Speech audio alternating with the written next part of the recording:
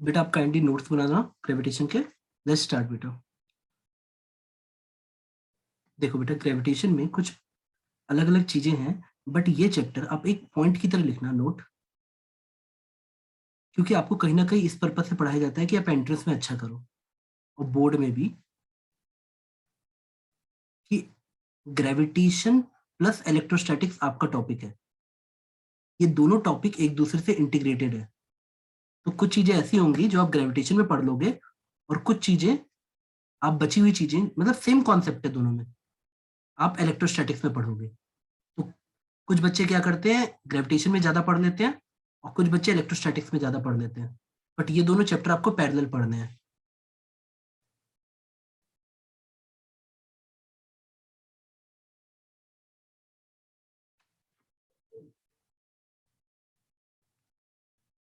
आप ये पहला ही पॉइंट नोट कर लो कि हम इलेक्ट्रोस्टैटिक्स पे ज्यादा कमांड करेंगे आगे चल के, क्योंकि ये दोनों चैप्टर में, मतलब आगे चल के ऐसा हो जाएगा बेटा कि 12th में ये आता है और ये 11th में।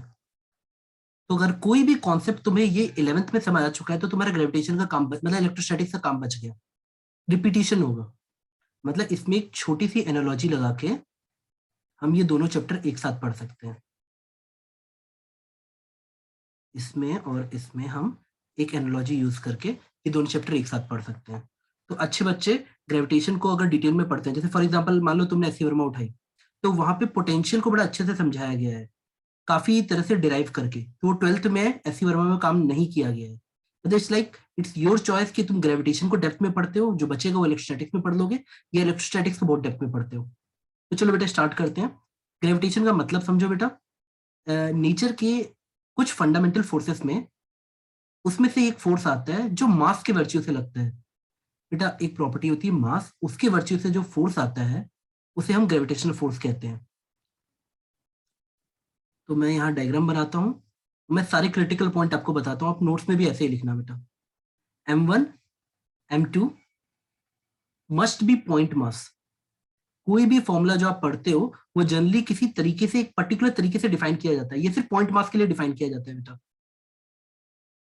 ग्रेविटेशनल फोर्स का फॉर्मूला सिर्फ पॉइंट मास के लिए डिफाइन किया जाता है। बहुत सारी बुक्स में मिसप्रिंट रहती है कि ये centre of mass to centre of mass लगता है। नहीं बेटा, ऐसा कुछ भी नहीं है। Gravitational force will be applied only point mass to point mass only. ये फॉर्मूला फोर्स का आपने बचपन में कुछ इस तरह से पढ़ा होगा। माइनस साइन यहाँ अट्रैक्टिव नेचर शो करता है। जी एक यूनिवर्सल कांस्टेंट होता है।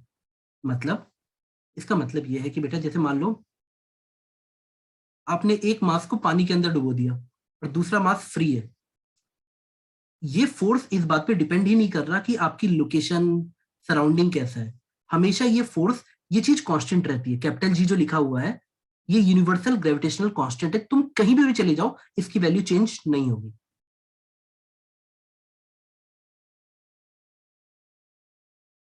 बेटा आप लोगों से रिक्वेस्ट है लिखते चलना। अगर मैं यहाँ पे आर कैप लगा रहा हूं तो ये यूनिट वेक्टर है, और इसका सिग्निफिकेंस क्या है, along the line joining two point masses. ये सब छोटी छोटी बातें बट इंपॉर्टेंट है बेटा।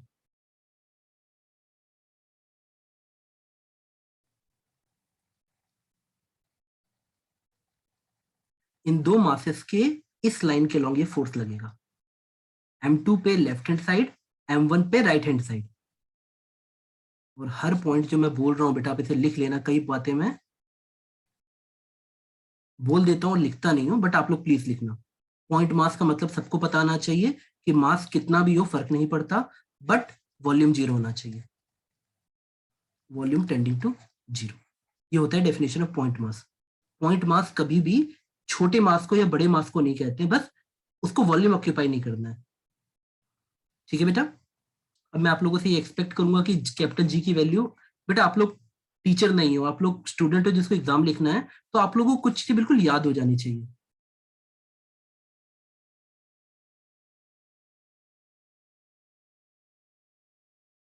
आप इस वैल्यू को याद कर लो, कांस्टेंट है तो सब ऐसा यूनिट है बेटा। नोट कर लिया बेटा यहां तक। This is called universal gravitational constant. Yes.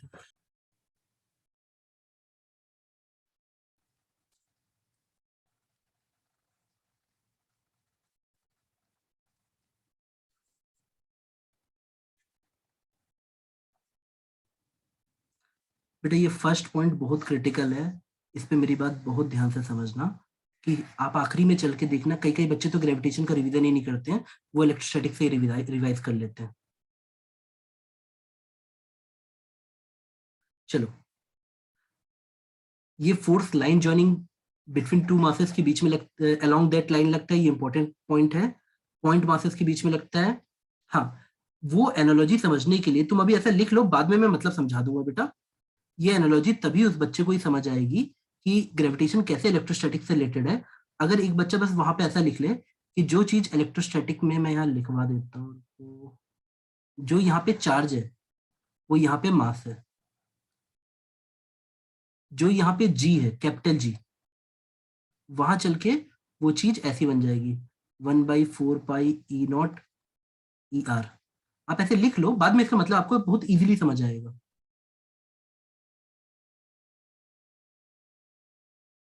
लिखा बेटा आपने?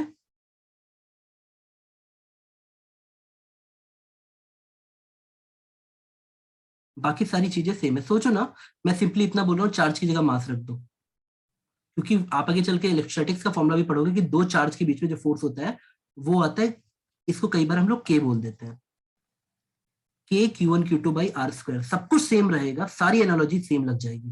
तो हमको बस ये फैक्टर याद रखना होता है कि यहाँ पे, अच्छा सॉरी सॉरी, मैंने यहाँ जी लिख दिया बेटा, आप इसको उल्टा लिख लेना, इट्स माई मिस्टेक। आप जी की जगह क्यू, यहाँ पे ये जो ये लिखा है ना, इसको ग्रेविटेशन में लिखना, और इस चीज को आप इलेक्ट्रोस्टैटिक्स में लिखना। मतलब इसको आप एक काम करते हैं, यहाँ पे हम लोग क्यू कर देते हैं, यहाँ पे हम लोग एम कर देते हैं, और इसको इलेक्ट्रोस्टैटिक्स वाला बोल देते हैं, इसको ग्रेविटेशन वाला। ठीक है, आप इतना लिख लो बेटा। लिख लिया बेटा आप लोगों ने इतना? चलो हम आगे बढ़ते हैं बेटा। अब मैं थोड़ा सा क्लासिफिकेशन पे आता हूँ कि हमको इस चैप्टर में करना क्या क्या है। क्या सिर्फ ये फोर्स का फॉर्मूला आपके लिए काफी होगा? नहीं बेटा, हम इससे कहां तक जाएंगे, देखो।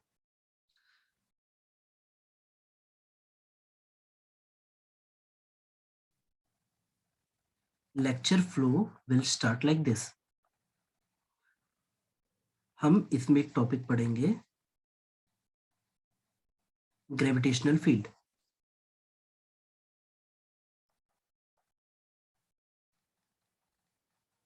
इतना भारी नाम रखते हैं कि बच्चे डर जाते हैं।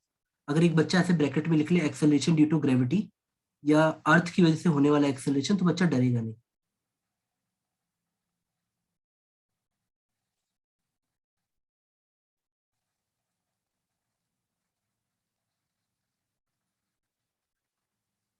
भाई बेटा, हर पॉइंट को हमको डिटेल में पढ़ाना है।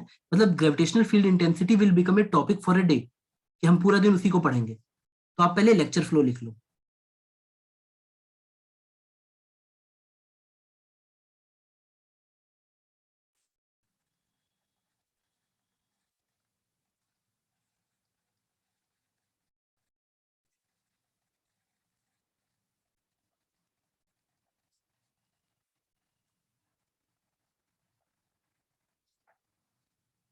बेटा आप लोगों ने देख लिया इतना?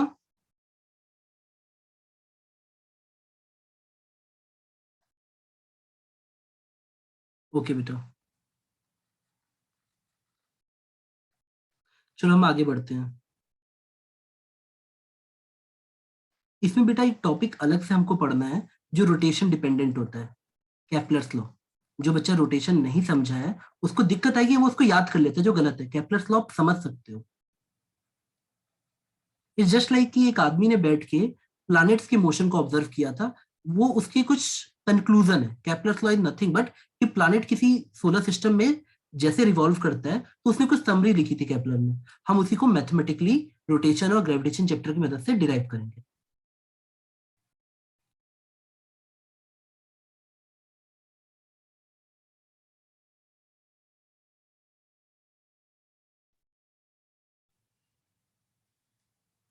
बेटा ये टॉपिक थोड़ा सा दिखता आसान है, पर है नहीं।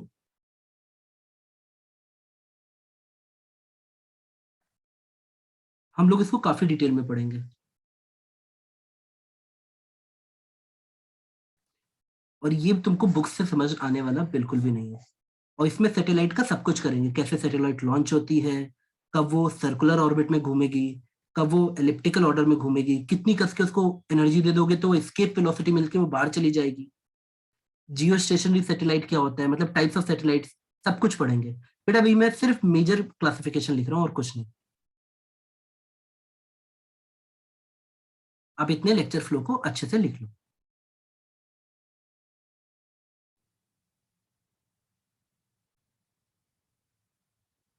ठीक है बेटा।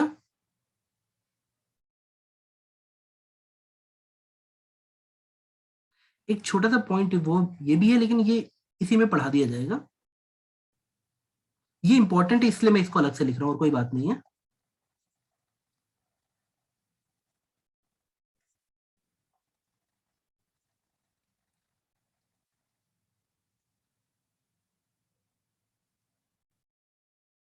मान लो जैसे ग्रेविटेशनल पोटेंशियल को मैं किसी नाम से बोल देता हूँ,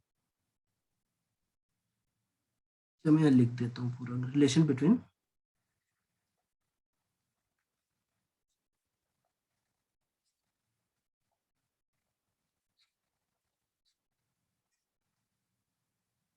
और बेटा ट्रस्ट मी एनसीईआरटी और कोई बुक आपको सफिशिएंट तरीके से दी नहीं गई है, तो आपको लेक्चर नोट्स ही फॉलो करने पड़ेंगे इस चैप्टर के लिए।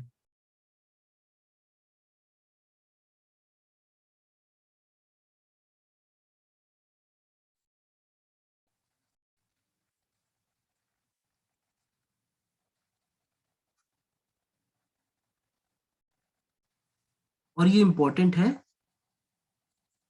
क्योंकि यही आपको conservative nature of gravitational field बताता है, तो इससे बहुत सारे न्यूमेरिकल्स बन सकते हैं।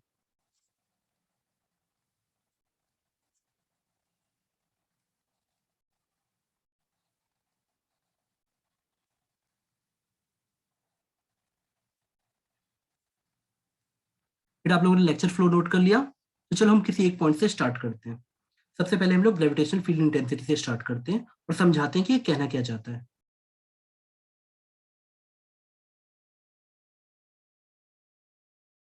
इतना नोट हुआ बेटा?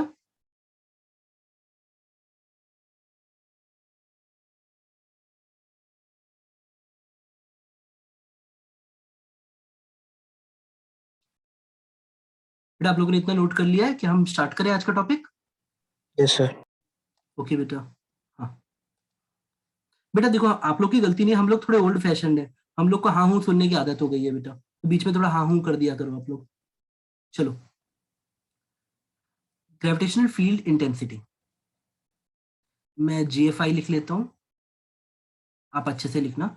एनसीईआरटी में बेटा शायद इसके लिए सिंबल आई यूज किया है, आप देख लो तो आपको जो सिंबल अच्छा लगे। ठीक है, बस आपको पता होना चाहिए क्या यूज किया जा रहा है। बुक्स में कई बार स्मॉल जी भी यूज होता है क्योंकि एक्सेलरेशन ड्यू टू ग्रेविटी ही है ये, और कुछ भी नहीं है बेटा। अलग अलग बुक्स में जी, ई, आई अलग अलग सिंबल यूज किए हैं। It's a vector thing, main heading यही है बेटा, आप पूरा लिखना gravitational field intensity it's a vector, और सेम ही चीज है, अलग अलग बुक्स में ये सिंबल यूज किए गए हैं, ये वेक्टर है। और इसका मतलब समझाता हूं। मान लो एक बहुत बड़ा अर्थ है, अर्थ तो बड़ा ही होता है ये बेटा। बेटा पता है ग्रेविटेशन चैप्टर में बहुत सारे ऐसे पॉइंट हैं जो मैं धीरे धीरे बीच में बोलूंगा, तो आप उस पर ध्यान देना, पर मेजर पॉइंट्स यही हैं जिससे एग्जाम में क्वेश्चन आएंगे। मैं बीच बीच में आपको पॉइंट्स बताता रहूंगा कि जैसे लाइक ग्रेविटी क्या होता है, ग्रेविटेशन क्या होता है, but just there for just chit chat only, वो एग्जाम में कभी नहीं आते हैं।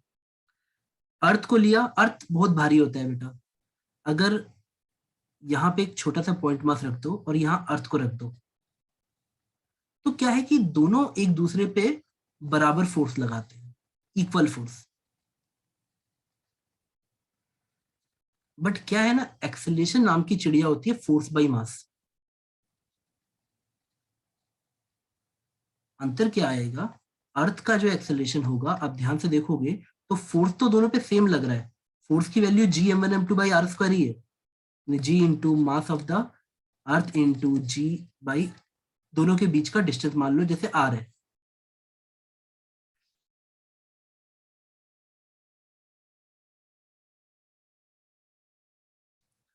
तो F by mass of the अर्थ।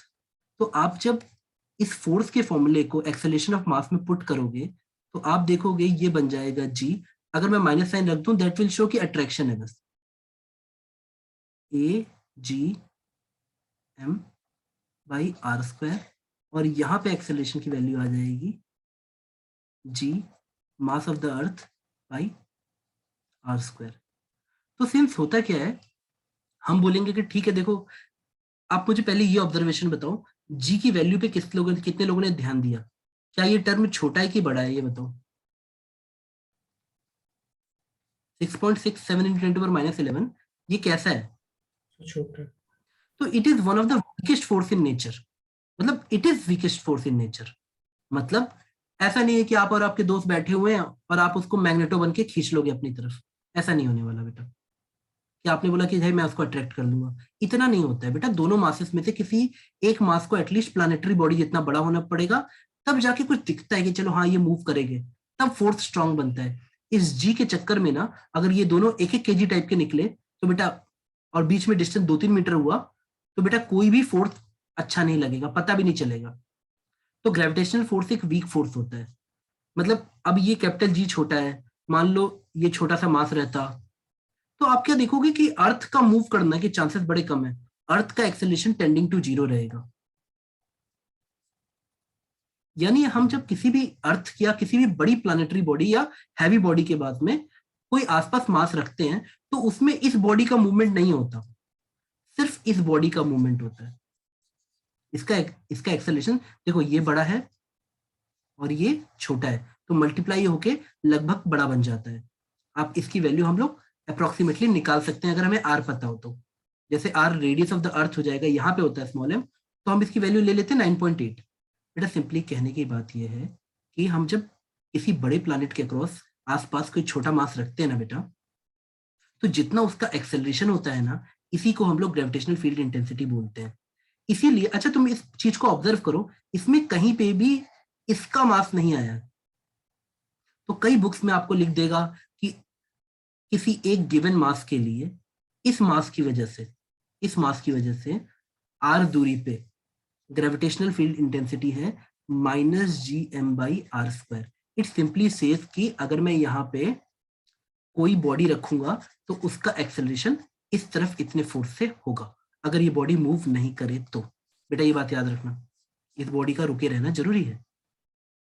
तो आपको बोलेगा what is the formula for gravitational field intensity for point mass, तो इस m मास की वजह से इतना फॉर्मूला आता है at a distance r, -gm/r², minus shows की अट्रैक्शन। बेटा मेरी बात समझे? तो अब इसी को ना लोग बड़े अलग अलग तरीके से बोलने लग जाएंगे। एक बच्चा बोल देगा अच्छा सर, मान लेते हैं कि यहाँ पे 1 kg की बॉडी रख दें, तो उस पर फोर्स कितना लगेगा? तो आंसर हो जाएगा -gm। बेटा इसी लाइन पे अगर मैं 1 kg की बॉडी ऊपर की तरफ रख देता, तो -gm1/r²। तो अपने आप तुम देखोगे -gm/r² ही रहा। तो कई जगह बुक्स में तुम्हें डेफिनेशन मिल जाएगी, it is a force acting on 1 kg body by due to mass m। यानी आपकी वजह से ग्रेविटेशनल फील्ड इंटेंसिटी, अगर आप कैपिटल M है तो आपकी वजह से ग्रेविटेशनल फील्ड इंटेंसिटी 1 kg पे लगने वाला फोर्स है और कुछ नहीं। This is the force on 1 kg, force on 1 kg, और simply acceleration due to gravity. Gravity मतलब अर्थ टाइप की बॉडी जो खुद तो स्टैटिक रहेगी पर दूसरे को मूव करा सकती है। क्या बेटा आपको ये बात थोड़ी सी क्लिक कर गई? सर ठीक है बेटा। अब देखो मैं ऐसे समझाता हूँ, कुछ पॉइंट्स और भी हैं। जैसे मान लो हम लोग अर्थ को सेंटर पे रख रहे हैं, छोटा पॉइंट मास समझ के, तो अर्थ के चारों तरफ कुछ आपके हिसाब से ये सब चीजें नहीं है तो आपको स्ट्रांग लगेंगी कि ये बहुत अच्छी चीज बता दी, पर बेटा ये सब एग्जाम में नहीं आएंगी। जहां तक अर्थ अट्रैक्ट कर सकता है, जहां तक वो किसी चीज को अट्रैक्ट कर सकता है, इसको रेंज ऑफ कहते हैं। जैसे रेंज ऑफ दिस फील्ड, इस पूरी एरिया, इस पूरे वॉल्यूम को हम लोग फील्ड जोन बोलेंगे कि यहां तक फील्ड है अर्थ की। फील्ड सिंपली जहां तक ये इन्फ्लुएंस कर सकता है, इसके बाहर वाली चीज को हम इन्फिनिटी बोलते हैं।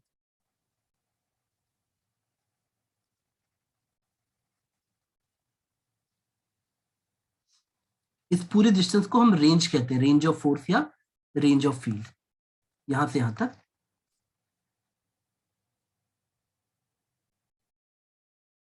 बेटा कोई भी मास ना अपने आसपास की स्पेस को अफेक्ट कर सकता है, जितनी स्पेस को वो अफेक्ट कर पाएगा that space is called field.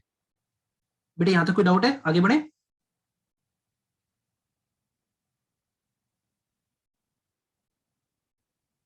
Note किया यस बेटा? सर। अब मैं ना कुछ डेरिवेशंस कराऊंगा ग्रेविटेशनल फील्ड की, तो बेटा थोड़ा सा ना कॉपी पेन निकाल लो और डेरिवेशंस करते हैं। आ जाओ। और बेटा you people are free to take doubt classes, किसी भी चीज के लिए आप फ्री हो, पर्सनली ऑफलाइन आओ, जूम पे आओ, जैसे करना है करो। चलो बेटा पहले क्वेश्चन करते हैं हम लोग को। मैं एक टेबल बना देता हूँ बेटा, उस टेबल को पहले आप नोट कर लो, फिर एक एक को डिराइव करते हैं, ठीक है? जैसे like I will write body here, I will write gravitational field formula. हर अलग अलग बॉडीज के लिए कैसे कैसे, जैसे मैं आपसे ये पूछना चाहूँ कि अच्छा बेटा स्पेस में एक रॉड पड़ी है, रॉड से बगल में 1 kg का ऑब्जेक्ट है, तो उस पर कितना फोर्स लगेगा? मतलब मेरे कहने का मतलब है रॉड की वजह से एक्सेलेरेशन ड्यू टू ग्रेविटी क्या होगा, या रॉड की वजह से कोई दूसरा मास कितना अट्रैक्ट हो रहा है, उसका एक्सेलेरेशन क्या है दूसरे मास का। चलो आओ देखते हैं, ऐसे लिखता हूँ बॉडी ग्रेविटेशनल फील्ड।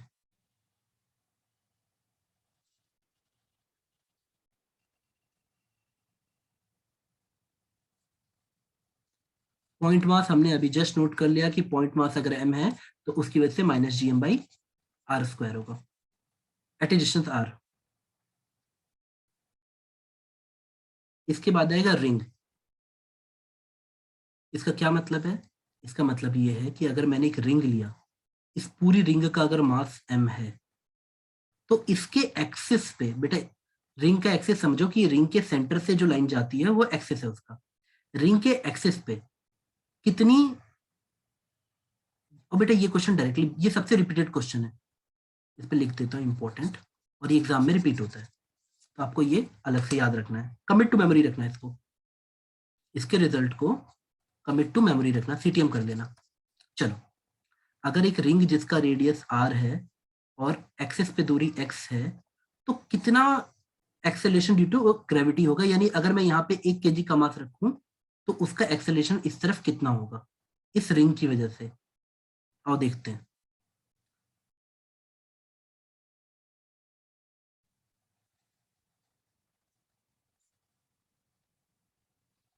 बेटा राइटिंग अच्छी नहीं है, आप पूछ लेना कोई डाउट हो तो। ये x लिखा है, ये वाला, और m क्या है? इसी रिंग का मास, यानी ये कैपिटल M ही लिख लो आप। बाकी तो आप लोग तेज हो, भावनाओं को समझ जाते हो, लिख लो। और अब इसकी डेरिवेशन करेंगे, पर पहले सारे एक बार रिजल्ट लिख लो।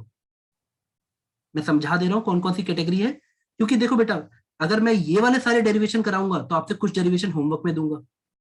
आप सारे डेरिवेशन सिर्फ किसी से सुन के नहीं कर सकते, आपको पेन उठानी ही पड़ेगी।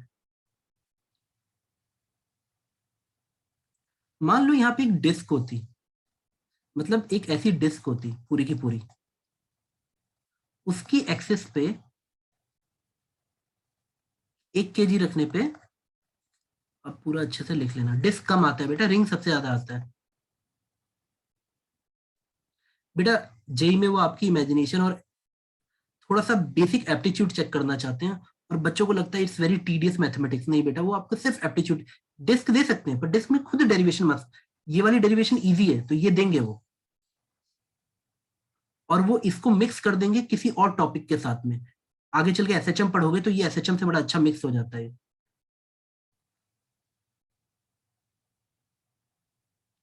डिस्क का भी रेडियस आर है, ये वाला रेडियस, और मास एम है, तो इसकी वजह से फॉर्मूला आ जाएगा। अब लिखते चलो बेटा, मैं सारी चीज आपको समझा दूंगा।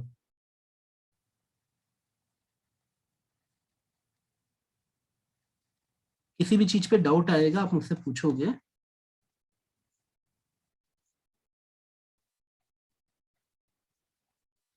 ये जो होता है बेटा, ये मास पर यूनिट एरिया होता है।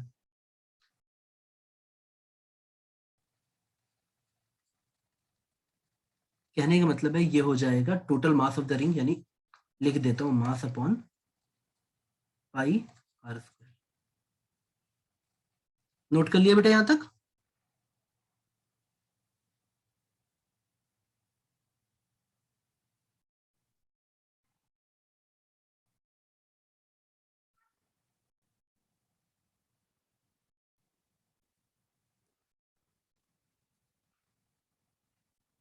और डोंट वरी, ये चीजें तुमको अभी हार्ड लग रही है, पर डेरिवेशन करते करते आप लोग को ये सब चीजें याद हो जाएंगी।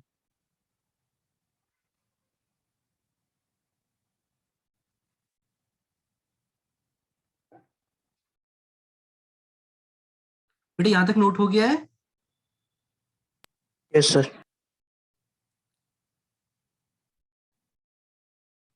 अब देखो, मैंने एक इनफाइनाइट वायर ले रहा हूँ। इनफाइनाइट वायर मतलब जिसका मास होगा, एक ऐसा वायर जो इनफाइनाइट है।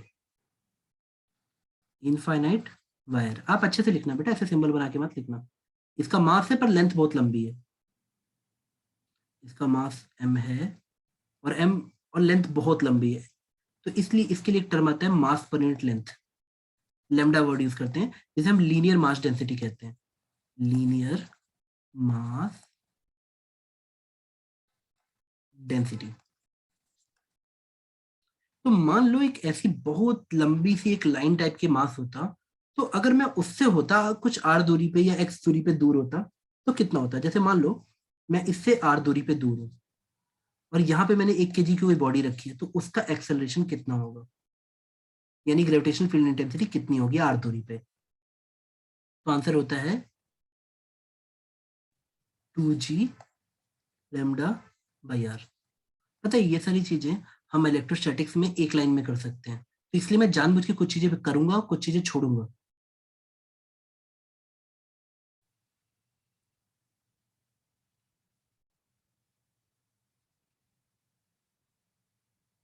थोड़ा सा ऊपर करेंगे सर।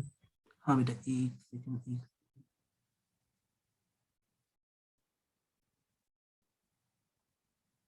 हाँ सर। ठीक है बेटा, आप आराम से नोट करो, कोई जल्दी नहीं है बेटा।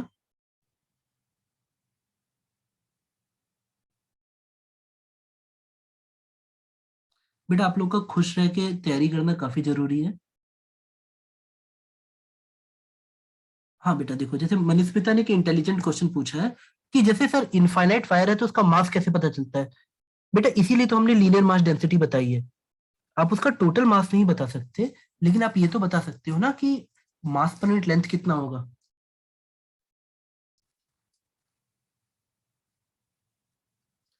हम लैम्डा ही बता सकते हैं उसका, क्योंकि ये लेंथ तो यहाँ इन्फिनिटी तक जाएगी और नीचे भी ये इन्फिनिटी तक जाएगी बेटा। क्या आपको मेरी बात समझ आई बेटा? ठीक है बेटा, चलो बेटा मैं नेक्स्ट लिखवाता हूँ।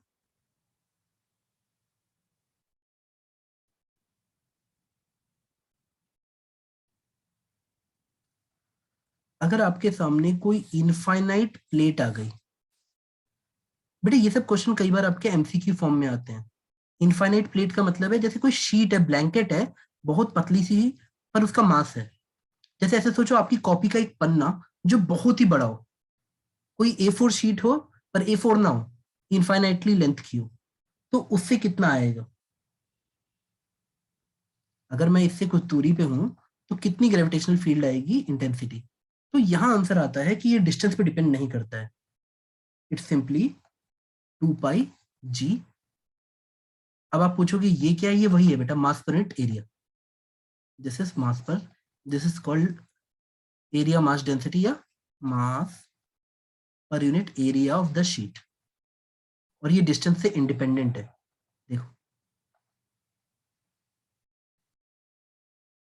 प्लीज बेटा आप इसको लिखते रहो।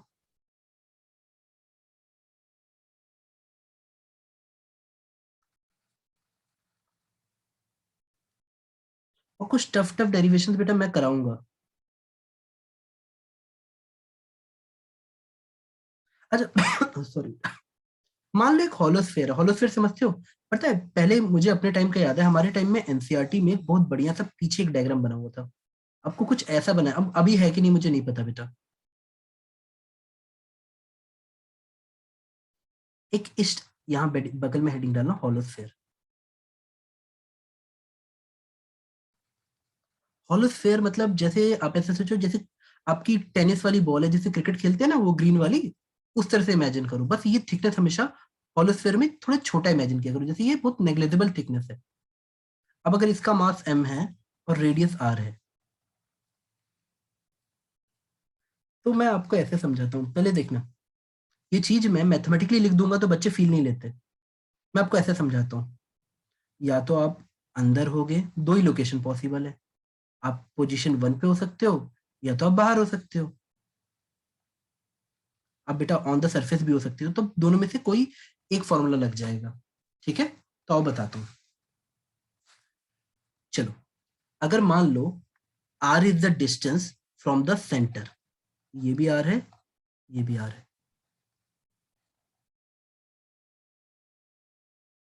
If r is greater than 0 and less then capital R, यानी आप स्फेयर के अंदर रहते हो, तो आंसर है कि आप पे नेट फोर्स 0 लगता है।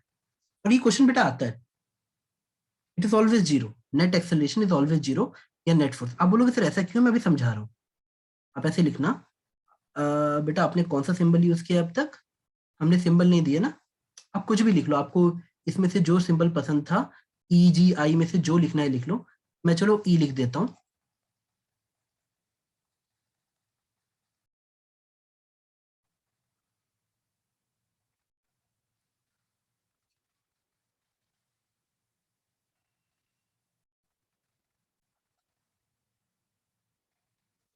चलो मैं आपको इसको एक कॉमन सेंस से समझाऊंगा ये चीज।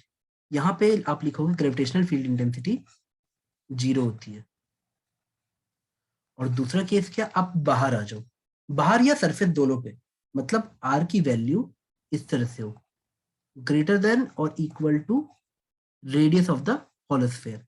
तब आप ऐसे बिहेव कर सकोगे जैसे ये होलोस्फेयर नहीं है, ये पॉइंट मास है। मतलब आप बच्चों की तरह से लिख दोगे, इट विल बी -gm/r²। ये वैल्यू आ गई E की। इतना लिख लिया बेटा, यानी ये फॉर्मूला बना 2 के लिए और ये फॉर्मूला बना 1 के लिए। और मैं समझाता हूं।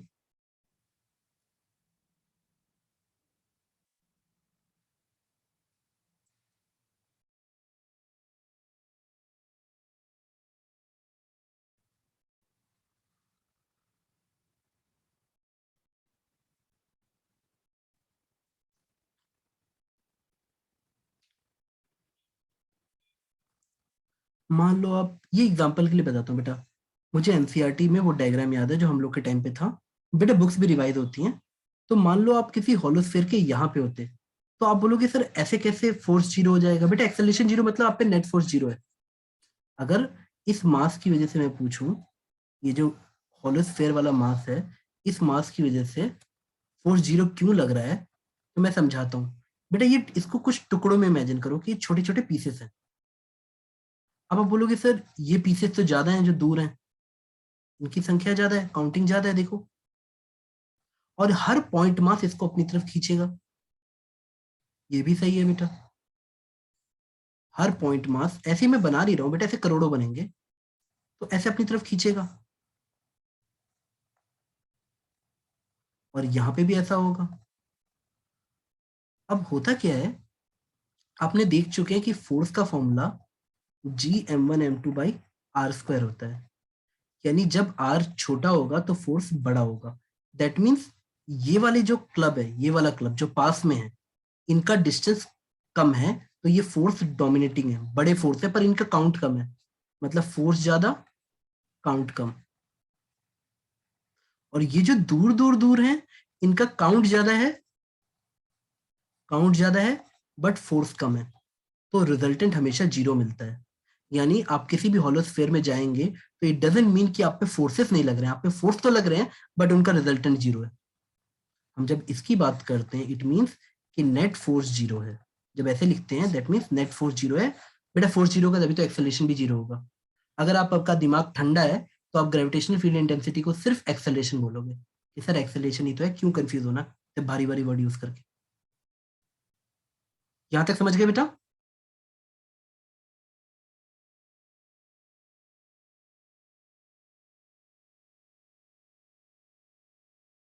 नोट किया बेटा? Yes sir.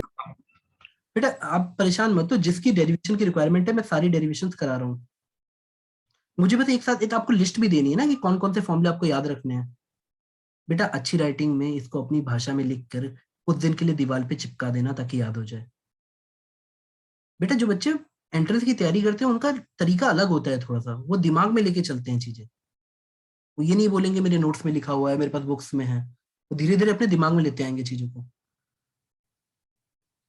अगला है सॉलिड स्फीयर, जैसे अर्थ है, मान लो अर्थ के साथ कैसा होता, अर्थ का बिहेवियर क्या होता। देखो दो पॉसिबिलिटी है, आप अंदर होते, आप बाहर होते। मैंने माना है uniform density, I have considered uniform density, कि अर्थ का मास यूनिफॉर्म है, बट ऐसा होता नहीं, बट हम लोग अपनी कैलकुलेशन मानते हैं कि ये यूनिफॉर्म मास है, यूनिफॉर्म डेंसिटी है। मतलब अगर यहाँ से 1 kg, यहाँ से छोटा सा वॉल्यूम उठाऊं, उसका जितना मास होगा, सेम वॉल्यूम यहाँ से उठाऊं तो भी होगा।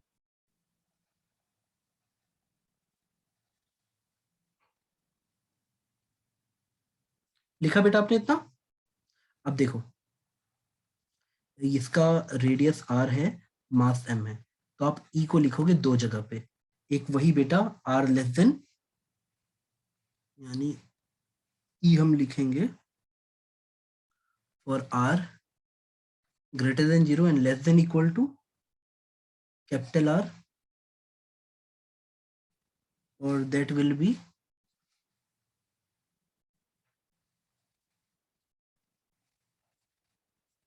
मैं बेटा सब बता रहा हूँ, रो क्या है आप लिखते चलो बस।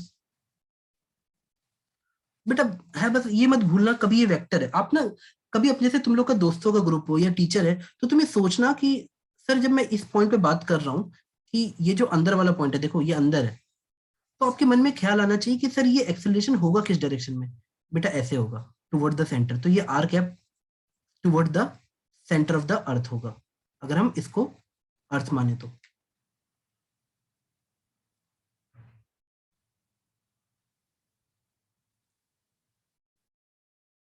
और बेटा याद रखना, किसी भी सॉलिड स्फीयर के बाहर वो सिर्फ पॉइंट मास है, ये लाइन तुम्हें कुछ दिनों में समझ आ जाएगी, मतलब कोई डरना ही नहीं है बाहर वाले के लिए। If R is greater than capital R, भाई वही फॉर्मूला बच्चों वाला, कि जैसे ये पॉइंट मास है -gm/r², और ये आर कैप सिर्फ वही बताता है कि अंदर की तरफ, बस बात खत्म। नोट किया बेटा।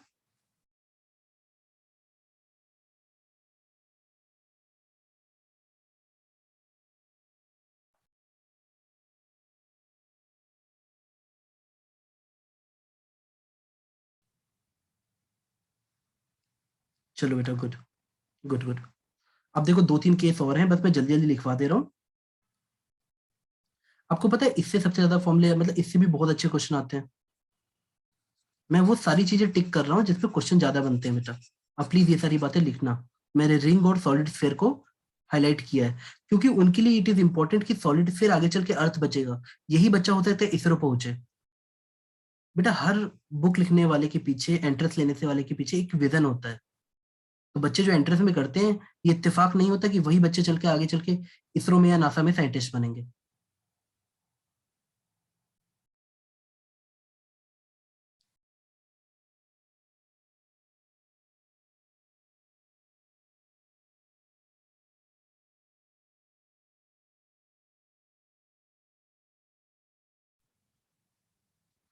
लिखा बेटा।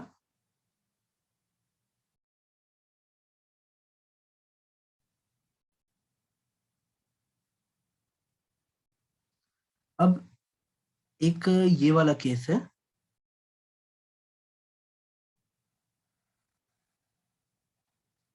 मान लो कोई एक रॉड है, मेरी पूरी बात सुनना, ये इनफाइनाइट रॉड वाला केस नहीं है बेटा, और तुम इससे कुछ ऐसे दूरी पे हो, h दूरी पे हो, और तुमको ये एंगल दिया है अल्फा, और ये एंगल दिया है बीटा। इस रॉड का तुम्हें लीनियर मास डेंसिटी दे रखा है लेमडा, मतलब इसके बगल में लिखना फाइनाइट रॉड, इससे पहले वाला इनफाइनाइट रॉड था। आपको पता है यही केस इलेक्ट्रोस्टैटिक, मैग्नेटिज्म सब में आता है। अगर मैं यहाँ पे हूँ तो यहाँ पे कितना ये होगा, मैं इसको भी डिराइव कर दूंगा बेटा, ठीक है, आप इसे याद कर लेना कि हम इसको थोड़ी देर में डिराइव करके ऐसे लिख देंगे। लिख लिया बेटा इतना। आप ही लिखो, अभी हम इसका रिजल्ट डिराइव कर रहे हैं बेटा।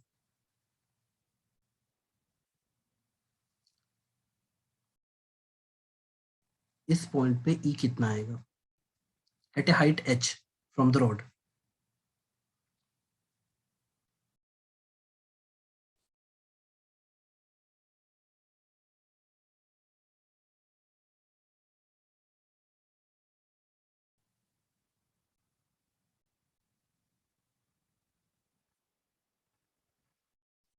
ठीक है बेटा, ऐसे बहुत सारे केसेस और हैं, बट मैं अभी आपको लिमिट करता हूँ। जैसे फॉर एग्जांपल एक क्वेश्चन सिर्फ थ्योरेटिकल आता है कि मान लो आपको अगर कोई कोण दिया है,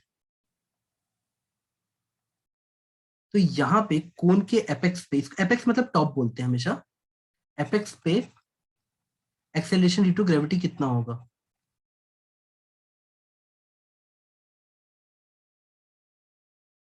बेटा ये कोण आप हॉलो ले लो चाहे सॉलिड ले लो, कैसे भी ले लो, इसका आंसर होता है इन्फिनिटी। अब आप बोलोगे सर ऐसे कैसे? बेटा ये क्वेश्चन सिर्फ ट्रिकी होता है क्योंकि वो कोण बोल देते हैं। रियलिटी में अगर मैं आपसे एक पॉइंट मास के लिए भी बोलूं ये मास m है, तुम इसके जस्ट बगल में चले गए, तुम जस्ट बगल में चले जाओगे तो r टेंडिंग टू 0 हो जाएगा। जो तुम्हारा E का फॉर्मूला पॉइंट मास के लिए भी है वो ये है -gm/r²। जैसे r टेंडिंग टू 0 हुआ ये इन्फिनिटी हो ही जाएगा। वही एपेक्स ऑफ द कोन पे इन्फिनिटी बोल देते हैं। बेटा किसी भी बॉडी को जब तुम टच करने जाओगे ना लगभग, तो वो E की वैल्यू इन्फिनिटी हो जाएगी। ये समझ गए? ये थ्योरेटिकल क्वेश्चन है, ये डेरिवेशन बेस्ड नहीं है, थ्योरेटिकल है। तो आओ हम किसी एक केस से शुरू करते हैं।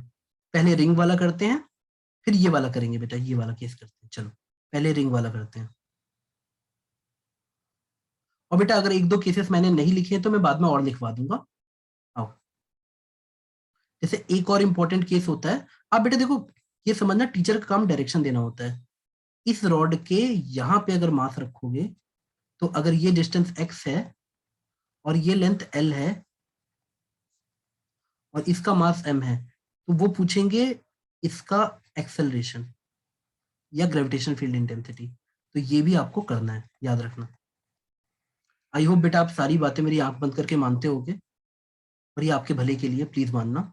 हम इतने सारे केसेस निपटाने हैं आज का। अभी का हेडिंग चल रहा है gravitational field intensity, simply acceleration due to gravity, या आप किसी दूसरी बॉडी की वजह से अपनी बॉडी पे कितना एक्सेलरेशन फील करते हैं अगर पहली वाली बॉडी मूव नहीं कर रही है तो। मतलब अर्थ वाला सीन होना चाहिए कि अर्थ रुकी हुई है और हम उसके चारों तरफ, मतलब या हम एक्सेलरेट कर रहे हैं, मतलब इस मास को रेस्ट पे मानना, तब तुम सही में इसका एक्सेलरेशन निकाल पाओगे। ठीक है बेटा, चलो स्टार्ट करते हैं। Let's start with one case. एक बेटा, एक और, सॉरी एक और लिख लो, हमें एक और केस को डिराइव करना है। एक सर्कुलर आर्क दिया है। अब ये कितने एंगल पे दिया है मैं पूरा बना नहीं रहा। जैसे मान लो ये थीटा एंगल है, मान लो ये थीटा एंगल है, थीटा एंगल है, ये मास है सर्कुलर आर्क पे, और तुमको इसके सेंटर पे एक्सेलरेशन ड्यू टू ग्रेविटी निकालना है। ये सेंटर है, ई एट सेंटर। ये सारे केसेस आपको कहीं ना कहीं आने चाहिए, और डायरेक्ट रिजल्ट की बात कर रहा हूँ। ये सब क्वेश्चन जेईई मेंस में झटके से आ जाते हैं बेटा, एडवांस में नहीं आएगा, बट जेईई मेंस में सीधे आ जाता है। मतलब इसका रेडियस r ले लो, इसका मास m ले लो, इस आर्क का, सर्कुलर आर्क का। तो इस सर्कुलर आर्क की वजह से यहाँ पे C पे कितना एक्सेलरेशन, अगर मैं यहाँ 1 kg रख लूं तो उस पर कितना फोर्स लगेगा, या अगर मैं स्मॉल m रख दूं तो उसका एक्सेलरेशन कितना होगा। दोनों बात एक ही है, that is acceleration due to gravity या electric field, gravitational field intensity. ठीक है बेटा?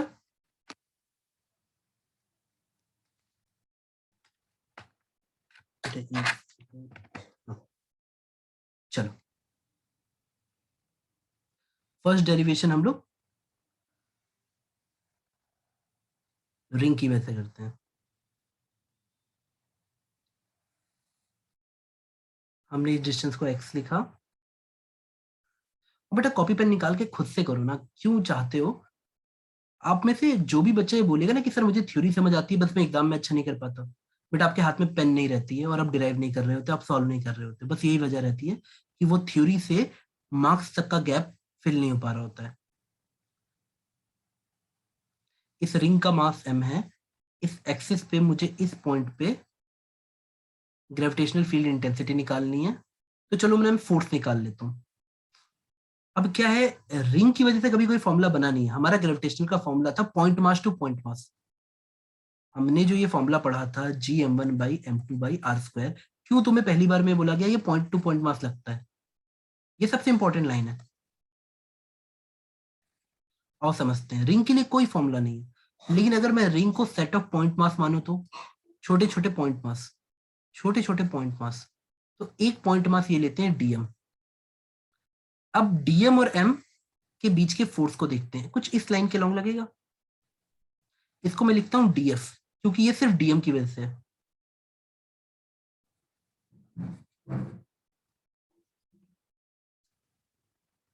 डीएम मतलब उस रिंग का एक छोटा सा, बहुत छोटा सा डिफरेंशियल एलिमेंट या छोटा सा टुकड़ा, ये हमारा डिफरेंशियल एलिमेंट है। तो अब इन डीएफ की वैल्यू आप निकालोगे बच्चों की तरफ, sir G M into D M by are square. अब इन दोनों के बीच के आर स्क्वायर क्या होगा? ये डिस्टेंस, ये वाला, ये वाला। तो अगर आपको पाइथागोरस थ्योरम आता है तो ये डिस्टेंस आपको तुरंत ऐसा दिखना चाहिए। और नीचे फॉर्मूला होता है G M one M two by are square, तो यहाँ पे आपको सिर्फ मिलेगा ऐसा, R square plus x square. तो बच्चा यहाँ तक लिख लो, डीएफ की वैल्यू इतनी आ गई।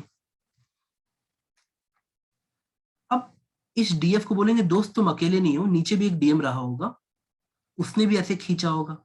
सही बात है, उसने भी ऐसे खींचा होगा।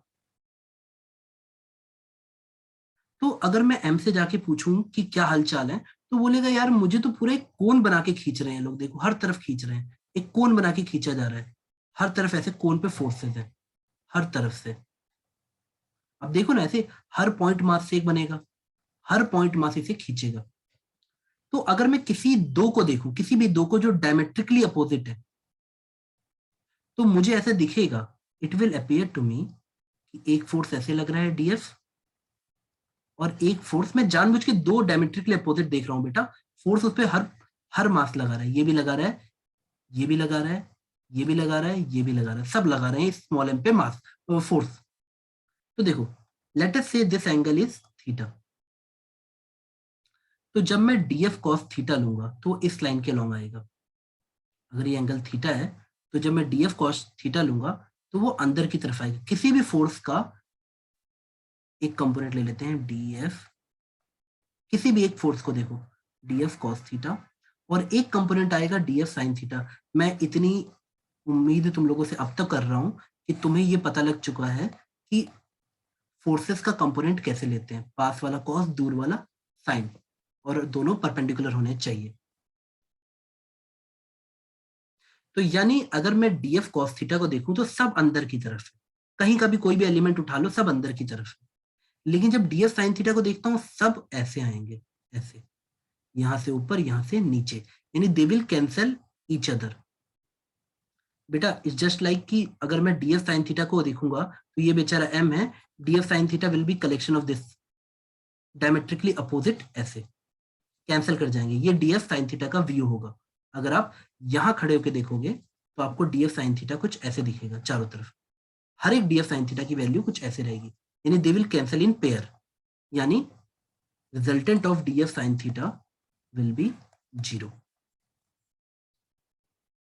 अब तो फिर फोर्स देगा कौन? सिर्फ डीएफ कॉस थीटा, इस तरफ लगने वाले फोर्स है डीएफ कॉस थीटा, यानी मेरी टोटल ग्रेविटेशनल फील्ड इंटेंसिटी आ जाएगी integration of DF cos theta.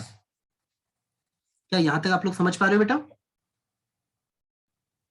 बेटा पता है इंटीग्रेशन तब तक नहीं करते हैं जब तक सब लोग एक लाइन में ना हो, एक लाइन के बिना इंटीग्रेशन नहीं हो सकता। क्यों मैंने डायरेक्टली नहीं कर दिया, क्यों मैंने ग्रेविटेशनल, अच्छा रुको, इसको बस मास से और डिवाइड कर लेना, क्योंकि यहाँ फोर्स लिखा है ना, तो इसको बाई मास करना पड़ेगा, बाई स्मॉल एम। देखो मैं आपसे ऐसे बोलता हूँ, क्यों मैंने ई को ऐसे नहीं लिख दिया resultant of D F by M. आप ये भी तो बोल सकते थे नेट फोर्स बाई मास।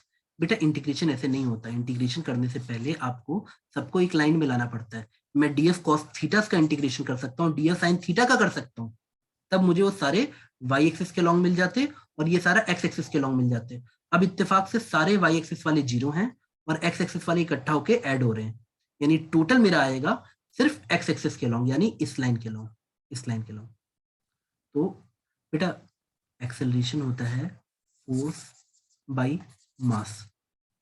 तो अब मैं सिंपली ग्रेविटेशनल फील्ड इंटेंसिटी को लिखूंगा integration of D F cos theta, d F आपका आ चुका था G M into D m r square plus x square, यानी जी M d m r square plus x square, ये डी एफ की value into cos theta. बेटा इस triangle में जाके अगर आप कॉस थीटा देखोगे, अगर ये एंगल थीटा है तो कॉस थीटा होता है बेस बाई हाइपोटेन्यूज, यानी एक्स बाई दिस मच। हमारा कॉस थीटा की वैल्यू आ जाएगी एक्स अपॉन, लिख लिया बेटा। तो अब मैं यहां बस पुट कर दूंगा कि सर मेरा इंटीग्रेशन है, बस कॉस थीटा की वैल्यू मैं लिख लेता हूं X upon root over R square plus x square. अब आप देखोगे कि इंटीग्रेशन के बाहर सारे कांस्टेंट चले जाते हैं, तो देखो जी कांस्टेंट है, ये टर्म कांस्टेंट है, डीएम वेरिएबल है, मास। तो आपका फाइनल ऐसे हो जाता है, नीचे एम से डिवाइड भी करना था सॉरी, तो ये एम कट जाता, तो G x by are square plus x square, और यहाँ पे रूट में है तो आप डायरेक्टली लिख दो R square plus x square multiply करके कि power 3/2 into integration of DM. बेटा कोई बच्चा भी अगर कॉमन सेंस समझता है, इंटीग्रेशन का मतलब भी समझता है, तो जानता है कि dm dm dm dm dm पूरी रिंग का जोड़ूंगा तो मुझे total mass of the ring मिल जाएगा। यानी अगर मैं इस चीज को इंटीग्रेट करूंगा तो I will get total mass of the ring, यानी मेरा फॉर्मूला बन गया जी M X upon R square plus x square की पावर 3/2। आई नो ये डेरिवेशन थोड़ा सा आपको पहली बार में हार्ड लगेगा, but it is very important, ये बार बार आता है बेटा। इतना लिखा बेटा? ओ बच्चों लिख लिया? नहीं लिखा है तो take your time, all right, आप इसको समझो पहले। हमने फर्स्ट केस किया है, आप पूरा हेडिंग डाल के करना gravitational field intensity on the axis of the ring. Gravitational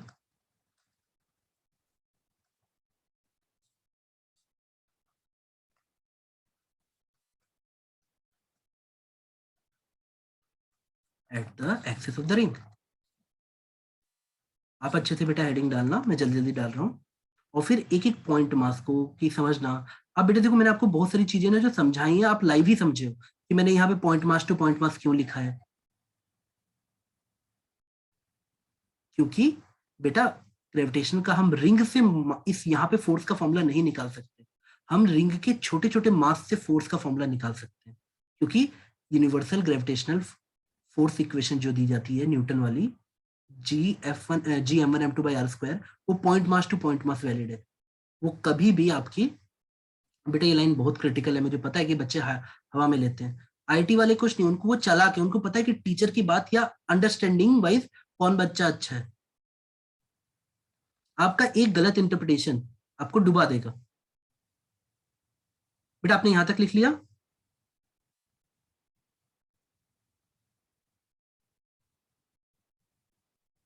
बेटा अगर आपको किसी पोजीशन पे आना है तो मुझे बोल दो, मैं नीचे ऊपर कर रहा हूँ जानबूझ के, ताकि आप देखते रहो। बेटा क्या आप समझ गए? Yes sir. Yes sir. चलो अब हम करते हैं कि अगर रॉड के आप, एक रॉड है जिसकी लीनियर मास डेंसिटी लैम्डा है, और ये वाला केस टफ है तो मैं टफ वाला पहले कर रहा हूँ। एच हाइट पे कितना एक्सेलरेशन होगा, तो यहाँ एक स्मॉल एम मास रख दो, करना क्या बाद में मास से डिवाइड कर देना इस एम से। आपको ये एंगल अल्फा दिया हुआ है, ऐसे ये यहाँ से ज्वाइन करेगा तो ये एंगल अल्फा और ये एंगल बीटा दिया हुआ है। बेटा ड्राइंग मेरी उतनी अच्छी क्वालिटी की नहीं है, आप भावनाओं पे ध्यान देना,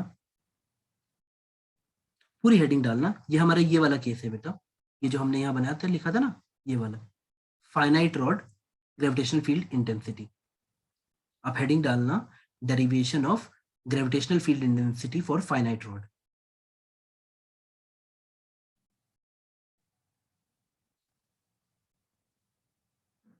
बेटा आप लोग के पास लेक्चर रिकॉर्डिंग रहती है, आई ऑलवेज मेक श्योर कि आपके पास लेक्चर रिकॉर्डिंग रहे। बेटा थोड़ा सा ना उसको तसल्ली से 2-3 बार देखना, अगर कोई वर्ड मिस होता है ना कहीं हर चीज का सोल्यूशन आपको क्लास में बोले गया उसमें मिल जाएगा। आपको बस उतना ट्रस्ट पैदा करना होता है कि हाँ जितना पढ़ाया गया वो एग्जॉस्टिबल है, वो काफी है।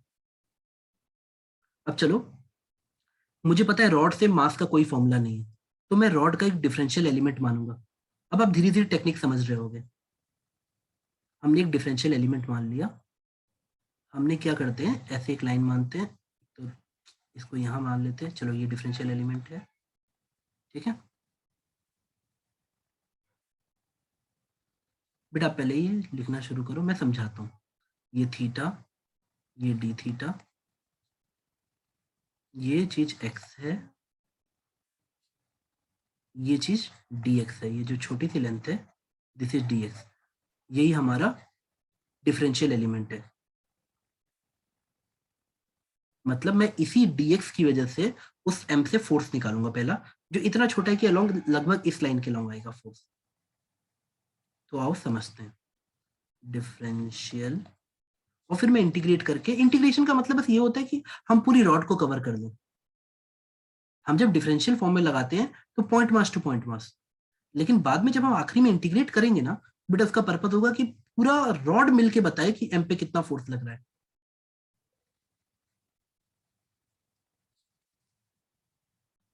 बेटा पता है किसी भी डेरिवेशंस में ना ऑक्सिलरी इक्वेशन या जो सपोर्टिंग इक्वेशन होती है ना, उनकी बड़ी वैल्यू होती है। आप उनको हल्के में नहीं ले सकते हो कभी भी। और चीजें आपस में कनेक्टेड होती हैं। आप बस कॉन्फिडेंस में एक बार शुरू तो करो चीजें। कुछ चीजें आपको दिख रही हैं कि हाँ थोड़ा सा डिफिकल्ट जा रही है, पर बेटा अगर मैं आपसे बोलूं कि यही चीज ग्रेविटेशन में आएगी, इलेक्ट्रोस्टैटिक्स में आएगी, मैग्नेटिज्म में आएगी, कितना भागोगे तुम ये बता दो। एक दिन तो इससे जूझोगे, और जब इससे एक बार टकराओगे और आज ही खत्म कर दोगे, तो वही बच्चा बोलेगा 12th में सर मेरे को तो मैग्नेटिज्म में ये डेरिवेशन पहले से आती है। चलो, ऑक्सिलरी इक्वेशन वो होती है जो सपोर्ट करती हैं डेरिवेशन को, मेन डेरिवेशन को। तो मैं ऑक्सिलरी इक्वेशन लिखता हूँ। बेटा इसकी लेंथ कितनी हो जाएगी, अगर आप इस पे cos थीटा लिखोगे, इस दूरी को मैं r बोलता हूँ। क्यों, ये मेरे डिफरेंशियल एलिमेंट और मास के बीच की है, तो यही मेरा डिस्टेंस हुआ r।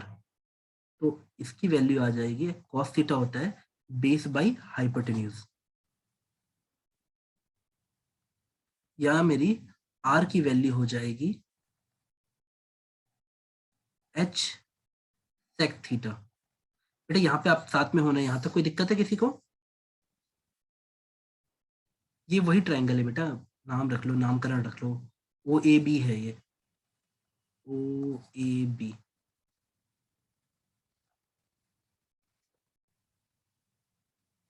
नोट किया बेटा यहाँ तक? अब देखो, अगर मैं इसमें x को लिखना चाहूँ तो मैं लिखता x को, मैं ऑक्सिलरी इक्वेशन को ही बढ़ाता हूँ, x की वैल्यू आ जाती, आप बोलते sir x by h is tan theta.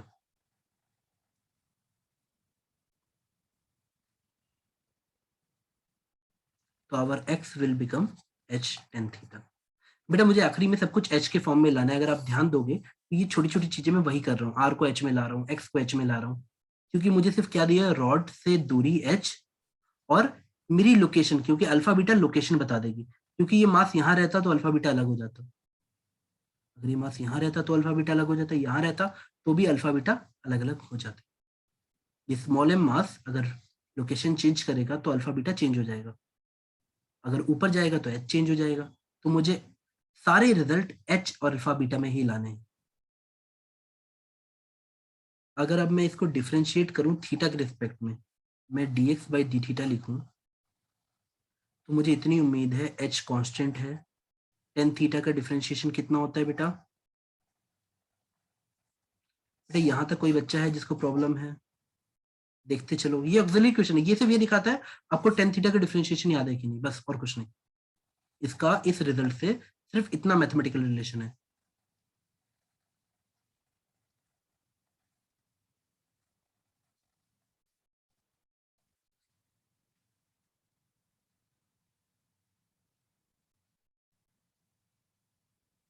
लिख लिया बेटा?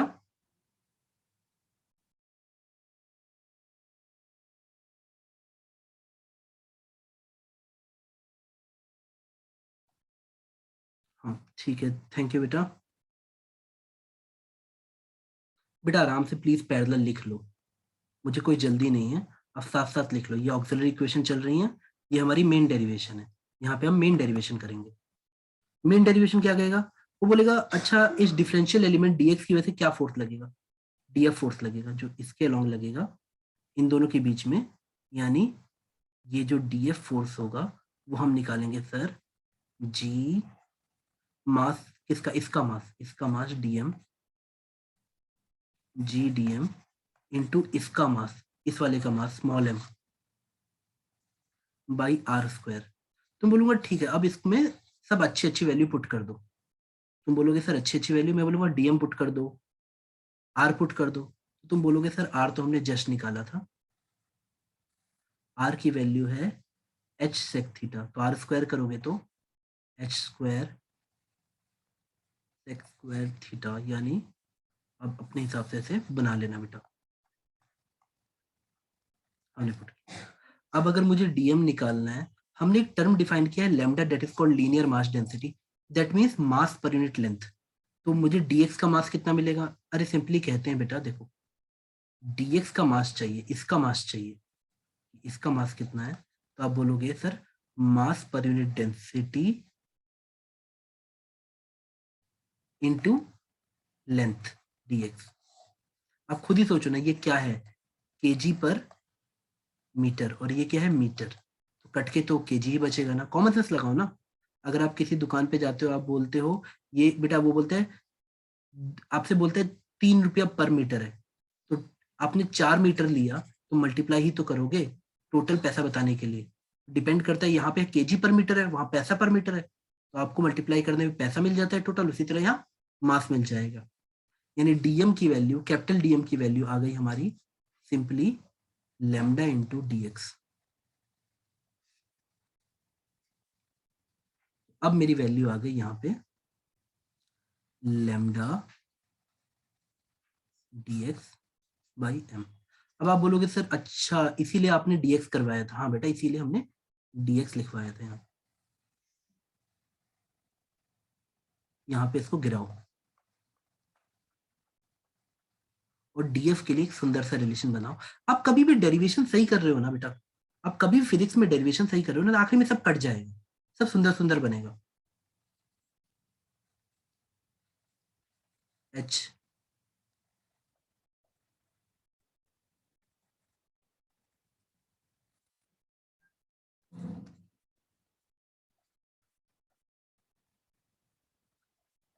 ये गया खत्म, एक एच भी कट जाएगा, और आपको ऐसा मिलेगा कि सर हमारे डिफरेंशियल एलिमेंट की वजह से फोर्स जो मिला वो आया G lambda M by h into d theta. एक बार आप कैलकुलेशन देख लो कहीं कुछ मिस्टेक नहीं की हो मैंने, ये आ गया बेटा।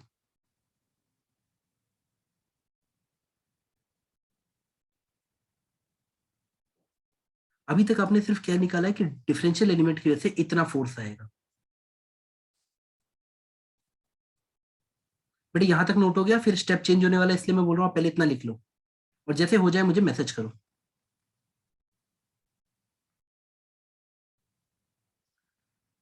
बेटा आप किस उम्मीद में आए थे, ठीक है बेटा, ऐसा तो नहीं है कि आप लोग इस उम्मीद में आए थे कि हम लोग ये करेंगे कि दो मासेस हैं दूर ले जाओ डबल द डिस्टेंस, तो फोर्स 1/4 हो जाएगा बेटा वो हम 9th क्लास में करते थे, अब आप 11th में आ गए हो तो आपसे एक्सपेक्टेड है कि आप वहां जाओगे जहां आपकी मंजिल है। चलो ये लिखा हमने, अब तक आपने ये सीख लिया है कि अगर मेरा डिफरेंशियल एलिमेंट डीएम है, वो एच हाइट पे, एक सेकंड रुको कंट्रोल, वो इस पे इतना फोर्स डीएफ कितना लगा रहा है, अभी तक हमने सिर्फ ये निकाला है कि स्मॉल एम पे ये फोर्स कितना लग रहा है। अब मैं तुमसे बोलता हूँ बेटा, हमने ये एंगल देखो, यहाँ आओ और तुम देखो कि तुमने एंगल क्या माना था, ये हमने थीटा माना था, तो अब मैं बोलूंगा ठीक है बेटा ये थीटा है, तो डीएफ के दो कंपोनेंट बनेंगे, एक राइट हैंड साइड जाएगा डीएफ साइन थीटा नाम से, और एक नीचे की तरफ आएगा that is called DF cos theta. और सिंस अगर एच सिमेट्री में रहता है, अगर मतलब लेंथ रॉड के हम बीच में रहते कहीं पे, तब डी एफ साइन थीटा दोनों तरफ से कैंसिल हो जाता है, बट हम है नहीं, हम एक तरफ अल्फा एंगल पे हैं और एक तरफ बीटा एंगल पे हैं, तो ये हम कैंसिल आउट नहीं करेंगे। तो चलो अब हम फोर्स को ऐसे देखते हैं कि सर आपने इतना बता दिया कि हमारे डिफरेंशियल एलिमेंट फोर्स के दो पार्ट हैं, एक डिमांड करता है डी एफ कॉस थीटा और एक डिमांड करता है डी एफ साइन थीटा। ऐसे ही हर एक कंपोनेंट की वजह से अलग अलग डी एफ कॉस थीटा, अलग अलग डी एफ साइन थीटा आते, बट ये बात तो तय थी कि सारे D F cos theta vertically downward होते और सारे डी एफ साइन थीटा इस लाइन के लॉन्ग होते, इस लाइन के लॉन्ग। तो यानी मैं अपने फोर्स के दो कंपोनेंट देखता हूं, यानी अगर मैं इसको, चलो बेटा मैं ऐसे बोलता हूं, मैं यहाँ पे x बोल रहा हूँ, x एक्सिस, जैसा कि हम किताबों में लिखते हैं, और यहाँ पे y axis. If this is x axis and y axis, तो फोर्स का x कंपोनेंट आएगा when I will integrate df sin theta, then I will get force का x component, and when I will integrate fy यानी df cos theta, I will get y component, ये minus j में रहेगा और ये plus आई में, हमारे figure के हिसाब से। नोट कर लो बेटा यहां तक। fx क्या है, पूरी रॉड की वजह से कितना फोर्स लगेगा x एक्सिस में। fy क्या है, पूरी रॉड की वजह से कितना फोर्स लगेगा y एक्सिस में।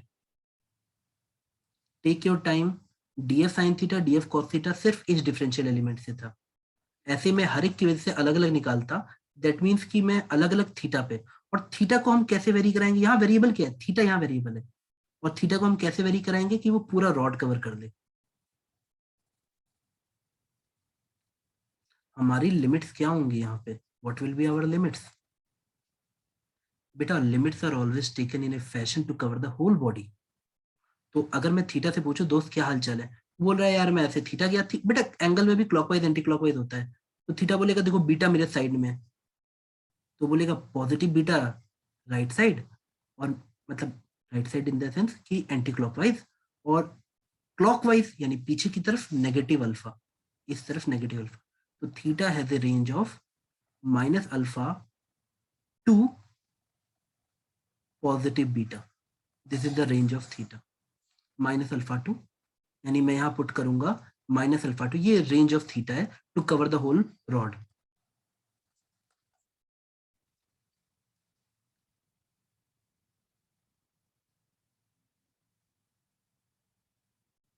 तो अगर मैं एफ एक्स को लिखूंगा तो मेरा बन गया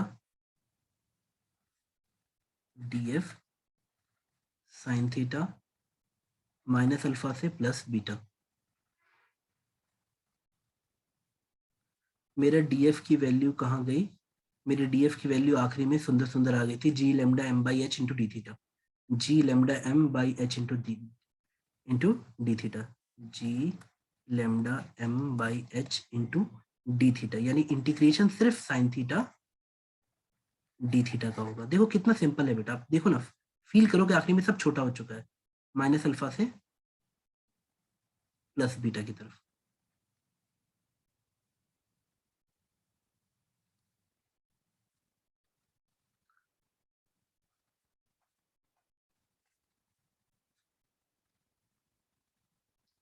बेटा आप कॉस को डिफरेंशिएट करते हो तो आपको क्या मिलता है, माइनस साइन, तो जब साइन को इंटीग्रेट करोगे तो माइनस कॉस थीटा मिलेगा।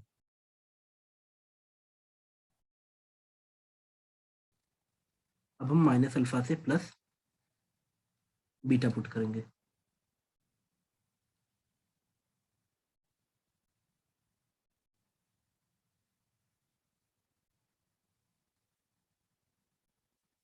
कभी भी माइनस साइन हो तो आप लिमिट्स इंटरचेंज कर सकते हो,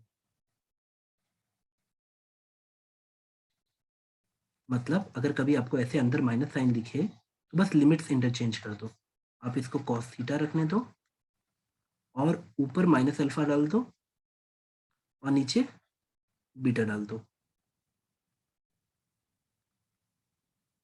बेटा मैं इतनी उम्मीद के साथ बैठा हूं कि सब बच्चों को कॉस थीटा साइन थीटा का ग्राफ आता होगा। कॉस थीटा का ग्राफ, साइन थीटा का ग्राफ,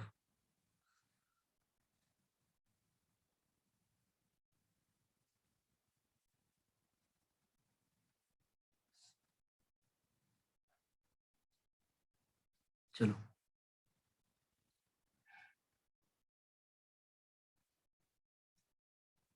देखो, कॉस थीटा और कॉस माइनस थीटा मैग्नीट्यूड में एक होते हैं। फॉर एग्जांपल तुम +30 डिग्री पे हो, चाहे तुम -30 डिग्री पे हो, ये -30 है, एग्जाम्पल के लिए +30 है, तो दोनों की वैल्यू सेम होती है।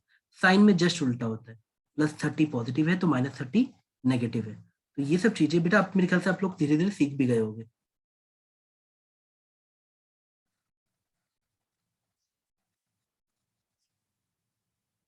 तो अब मैं वैल्यू पुटिंग कर रहा हूं, आप देख लो, हमारा आ जाएगा fx की वैल्यू g लैम्डा m/h। पहले माइनस अल्फा पुट करूं, इससे अच्छा मैं सीधे कॉस अल्फा ही लिख दूं। क्यों मैं माइनस लिखूंगा? कॉस अल्फा, अब अल्फा सिर्फ याद रखना मैग्नीट्यूड है, माइनस कॉस बीटा। इससे आप ये समझ पाए कि ये हमारा एक्स वाला कंपोनेंट आया।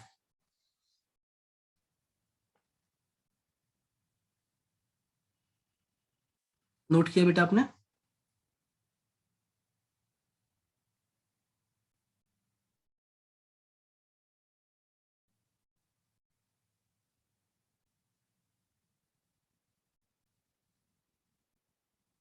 अब हम y वाले कंपोनेंट की तरफ चलते हैं, वो जल्दी कर देते हैं बेटा। देखो, हमका हमारा सब कुछ सेम था, हमको सिर्फ और सिर्फ देखो, हमको वहां पे y वाले में df cos थीटा को इंटीग्रेट करना है। df की वैल्यू हमें पता है,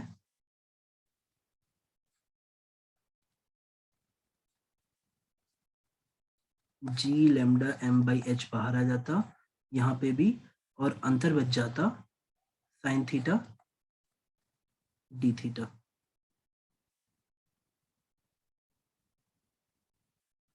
अच्छा मैंने कुछ मिसप्रिंट कर दी क्या? नहीं नहीं, एफ वाई कॉस थीटा होगा ना, सॉरी, यहाँ कॉस थीटा, और यहाँ पे भी बेटा आपका कॉस थीटा आ जाएगा, कॉस डी थीटा। अब देखो, तुम साइन को डिफरेंशिएट करते तो कॉस आता, तो बस उल्टे में याद रखा करो। तो जब कॉस को इंटीग्रेट करोगे तो साइन आ जाएगा, यानी जी लैम्डा m/h, अंदर मेरा साइन थीटा आ गया, और लिमिट से माइनस अल्फा से प्लस बीटा, यानी beta minus g lambda m/h, और यहाँ पे बीटा पुट कर दो, sine beta minus sine minus alpha.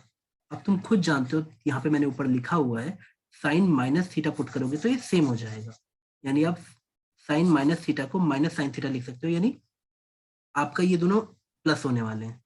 अगर मैं इसकी जगह लिखना चाहूँ तो मैं डायरेक्टली लिख सकता हूँ माइनस साइन अल्फा, तो ये माइनस और ये माइनस लेके प्लस हो जाएगा, तो जी लैम्डा m/h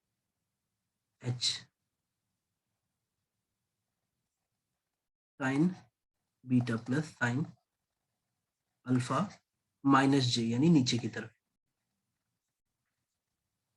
लिख लिया बेटा इतना?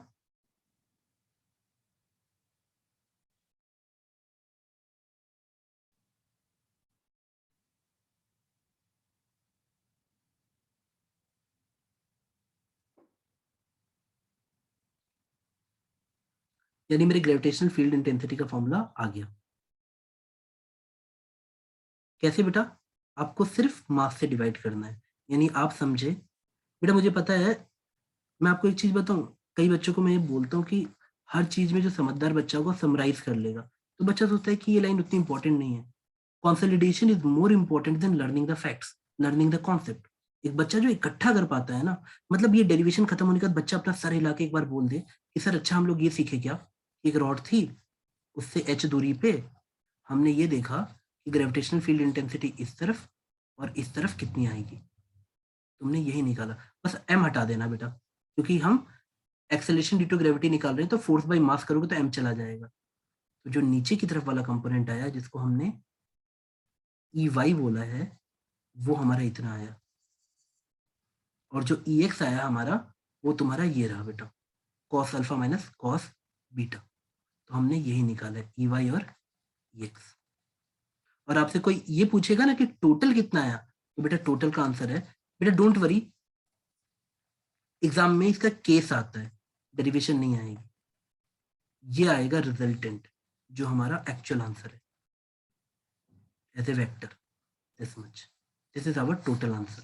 तो एग्जामिनेशन में वो कुछ अच्छे फॉर्म में दिया होगा, वो एंगल्स आपको दिए होंगे। फॉर एग्जाम्पल बेटा अगर आपको कोई केस दे रहा है, वो this is total, this is आपका फाइनल आंसर। बेटा जब फोर्सेस या कोई भी दो वेक्टर 90 डिग्री पे हैं, तब आप उनका रिजल्टेंट निकालने के लिए सिंपली ऐसा कर सकते हो, फाइनल वैल्यू। समझ आया बेटा?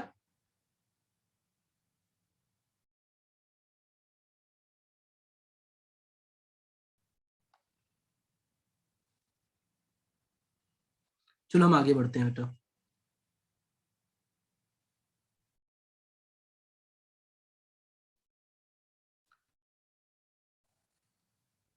अब एक इजी केस, जब आप रॉड के बेटा साइड ऑन पोजीशन पे ना हो, मतलब इस तरफ हो, यहाँ पे हो, तब आपका आंसर क्या आएगा?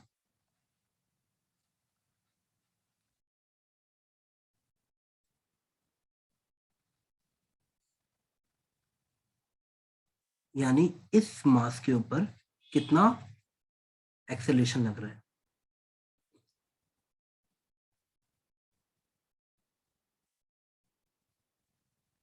बेटा आपको ये सब डेरिवेशंस करनी पड़ेंगे, आप भाग नहीं सकते हो। आप भागोगे तो आप वहीं पहुंचोगे, आप आदर्श विद्यार्थी बन जाओगे, आदर्श इंजीनियरिंग कॉलेज लायक बन के, जो ऐसा मत करो। इस एम पे देखते हैं बेटा, कहीं पे भी देखो कितना इजी है ये। अच्छा एक्स मैंने यहाँ मान लिया, अच्छा ठीक है। आप यहाँ पे ये लेंथ को वाई मान लो, तो ये जो डिफरेंशियल एलिमेंट आ जाएगा, इसकी लेंथ डी वाई हो जाएगी, इस वाले की। तो इन दोनों के बीच में जो फोर्स का फॉर्मूला आ जाएगा, वो आ जाएगा जी स्मॉल एम इंटू इसका मास डी एम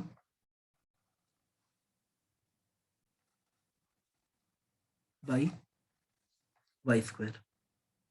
और देखो कोई भी कैपिटल डीएम सिर्फ इस एम को खींचेगा, तो सारे फोर्सेस अट्रैक्टिव और एक लाइन में ही होंगे। इसलिए तुम इसको इंटीग्रेट कर सकते हो ये लिख के कि y की वैल्यू सबसे छोटी जो आएगी वो x के बराबर आएगी, और जो सबसे बड़ी आएगी वो x प्लस एल के बराबर आएगी।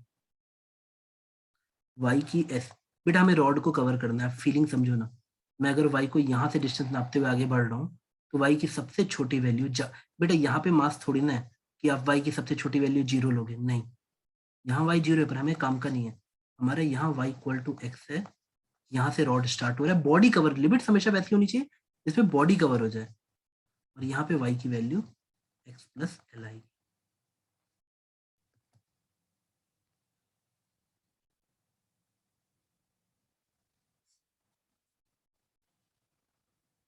यानी यहाँ पे आ गई y equal to x plus L.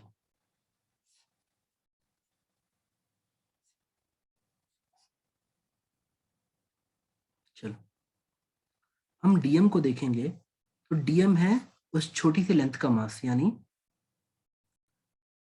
देखो डीएम को आप ऐसे लिख सकते हो, mass per unit length of the rod into length of dm. अब इसको वहां पुट करो, आपको यही एक्सप्रेशन मिल जाएगा। जी कांस्टेंट है, बाहर कर दो, एम कांस्टेंट है, बाहर कर दो, डीएम में एम बाई एल कांस्टेंट है, वो भी बाहर कर दो। अंदर क्या बचेगा बेटा? एक डी वाई बचेगा और एक वाई स्क्वायर बचेगा, और कुछ भी नहीं बचेगा। यानी आपके लिए ये एक्सप्रेशन आ गया जी एम एम बाई एल और इंटीग्रेशन ऑफ वाई की पावर -2 इंटू डी वाई। तो आप सबको पता है कि x की पावर n का इंटीग्रेशन आप करोगे तो वो हो जाएगा x की power n plus 1 upon n plus 1 g m m by l, और यहाँ पे हो जाएगा y की पावर -2 प्लस 1 अपॉन -2 + 1 और लिमिट्स आपको ऑलरेडी पता है x से x + l तक।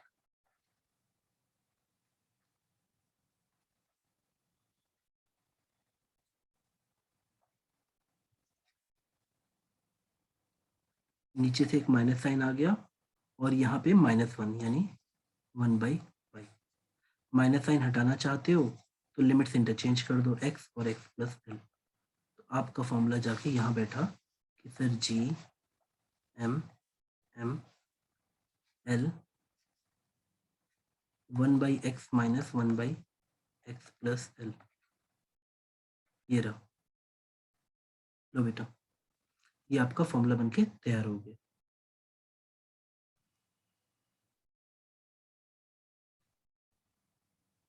नोट कर लिया बेटा? सर थोड़ा सा ऊपर करेंगे। हाँ ठीक है एक बेटा और ऊपर बेटा यहाँ तक। नहीं सर। ठीक है,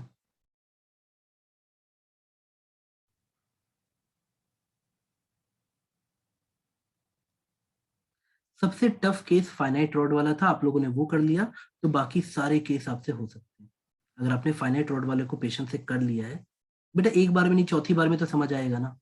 ये तो इजी केसेस हैं, पता है ये एग्जाम प्रोबेबल ज्यादा है, फाइनाइट रॉड वाला स्पेशल केस आता है ओनली।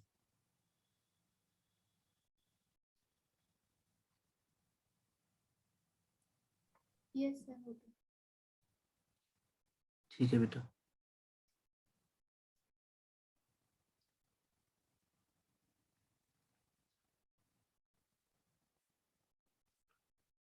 चलो अब नेक्स्ट केस करते हैं बेटा। ये नोट कर लिया ना, चलो हम नेक्स्ट केस करते हैं।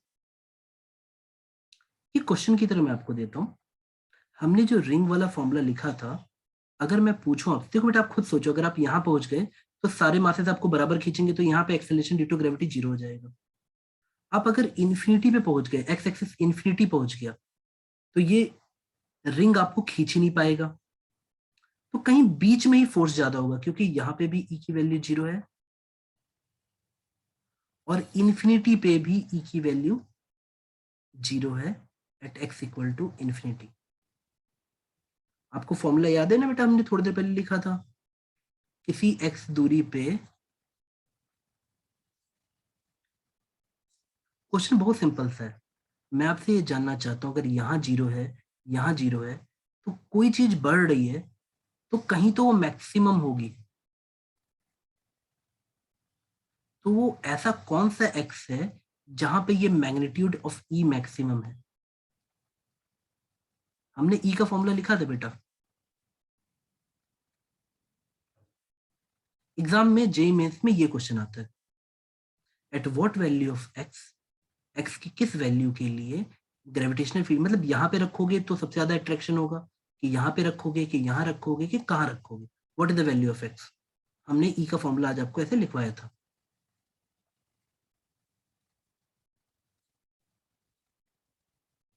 ये क्वेश्चन बेटा डायरेक्ट आ जाता है एग्जाम में, आपको बस थोड़ा सा पेशेंस रखना होता है, ये क्वेश्चन डायरेक्टली एग्जाम में आ जाता है। आपका आंसर होता है कि सर ऐसे हमें सपना नहीं आएगा, रियल मेथड है कि सर हम किसी चीज का भी मैक्सिमा निकालना चाहते हैं किसी वेरिएबल के रिस्पेक्ट में, जैसे एक्स के रिस्पेक्ट में, तो हमको मैक्सिमा और मिनिमा दोनों के लिए जिसकी भी वेरिएबल एक्स वेरी करा रहे हो ना, तो उसके रिस्पेक्ट में डिफरेंशिएट करके 0 करो। दिस विल फेच यू किस एक्स की लोकेशन पे ये मैक्सिमम होगा। तो आपका आंसर आता है, अगर आप इसको सॉल्व करोगे, बट बेटा इसके बाद डिफरेंशिएट कर दो एक्स के रिस्पेक्ट में, आपको मिलेगा एक्स इक्वल टू +-r/2 पे मैग्नीट्यूड मैक्सिमम आएगा, यानी यहाँ पे भी एट एक्स इक्वल टू, यहाँ पे हमने +r/√2 लिखा है। ठीक है बेटा, इसको याद रखना है, डायरेक्टली एग्जाम में आता है। चलो हम लास्ट केस जल्दी से करते हैं बेटा, उसमें 30 सेकंड लगेंगे शायद।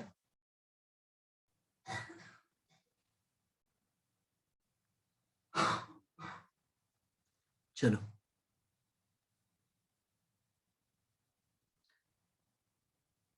बेटा, पता है बच्चों की दिक्कत क्या होती है, थोड़ी प्रैक्टिस के बाद उन्हें समझ आ जाता है कि इसमें जीएम को नहीं लेना है, सिर्फ इस टर्म को लेके डिफरेंशिएट कर दो, आपको जल्दी से आंसर मिल जाएगा। चलो अब अगर मैं आपको एक सर्कुलर रॉड या एक ऐसा दे रहा हूँ, इस तरह का कुछ, मेरी बात सुनना बेटा, एक सर्कुलर रॉड है, सर्कुलर रॉड, मेरे से रॉड ये अच्छे से नहीं बन रही, पर आप मेरी भावनाओं को समझ जाना कि मान लो ये एंगल मैंने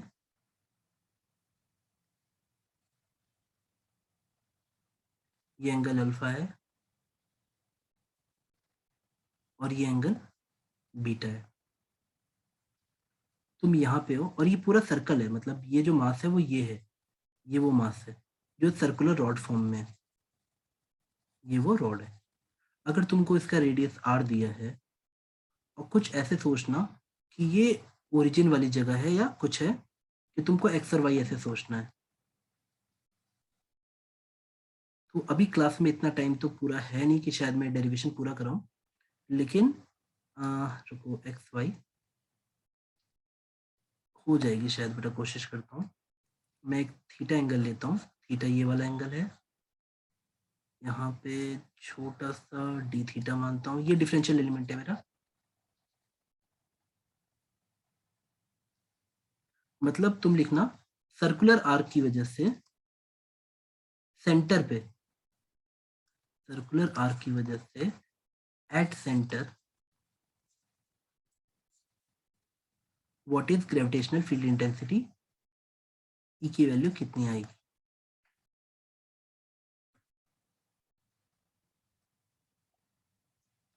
बेटा पता है कई बार एग्जामिनेशन में ना वो आपका सिर्फ ऑब्जर्वेशन मांगते हैं और कुछ भी नहीं, हमें वो बहुत ज्यादा ड्रिल नहीं करते हैं, वो हमसे ऑब्जर्वेशन मानते हैं। तुमने किसी भी चीज में देखा है कि जो इनकमिंग मास है, अगर मैं यहाँ m रख भी दूं तो ग्रेविटेशनल फील्ड इंटेंसिटी कभी इस m पे डिपेंड नहीं करती है।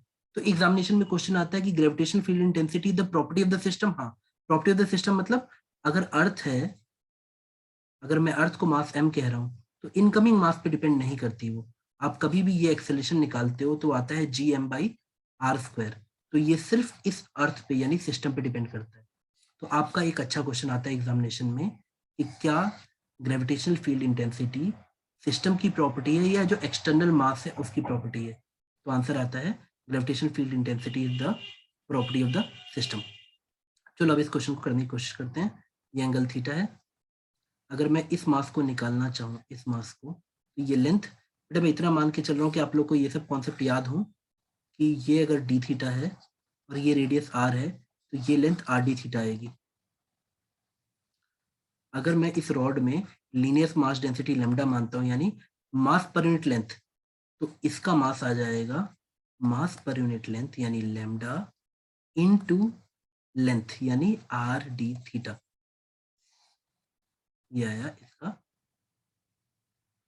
बेटा मैं आपको बता रहा हूँ आपके कोर्स में भले मैं ये करा रहा हूँ, वो बिल्कुल सिमेट्रिकल पूछेंगे, वो ऐसे देके पूछेंगे, अल्फा बीटा नहीं करेंगे वो आपको डायरेक्टली सिमेट्री पे डाल देंगे सब। तुम ऐसे सोचना, तुमको हमेशा वो, बेटा वैसे भी किसी आर्क को भी तुम एडजस्ट करके बीच सिमेट्री मिला सकते हो, तुमको दोनों तरफ अल्फा ही रहेगा। देखना एग्जाम में जब क्वेश्चन आएगा तो दोनों तरफ अल्फा रहेगा, वो बिल्कुल सिमेट्री पे डाल देंगे। मैं तुमको ऐसा करा रहा हूँ, वो बिल्कुल सिमेट्री पे डाल के अच्छा अच्छा आंसर करवाएंगे। मैं इसको मिटा देता हूँ वरना ये कंफ्यूजन क्रिएट करेगा बाद में।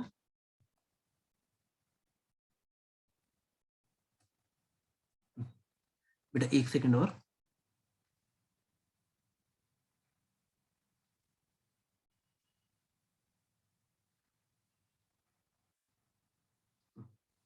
कुल मिला के मुझे इस डिफरेंशियल एलिमेंट को पकड़ना है। इसका मास हमने लिख दिया था lambda R d theta, where lambda is linear mass density of the rod.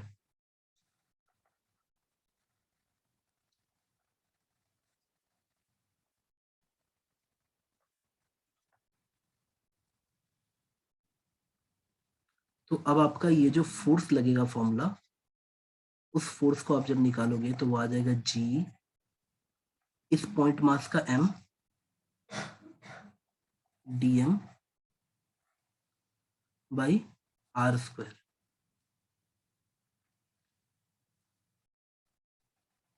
अगर आप पुट करोगे तो जी एम, बेटा g M into D m, ये डी एम लिखा है बेटा, डीएम की वैल्यू है लेमडा आर डी थीटा और नीचे एक आर स्क्वायर है, तो टेक्निकली बस ये ऐसे ये कट जाएगा, नीचे आर बचेगा, यानी G M lambda d theta by r, ये हमारा डीएफ की वैल्यू आ गई। तो ध्यान देना ये डीएफ मेरा सिर्फ डिफरेंशियल एलिमेंट की वजह से आया और नीचे की तरफ आया, ये ऐसे आया है, देख पा रहे हो बेटा?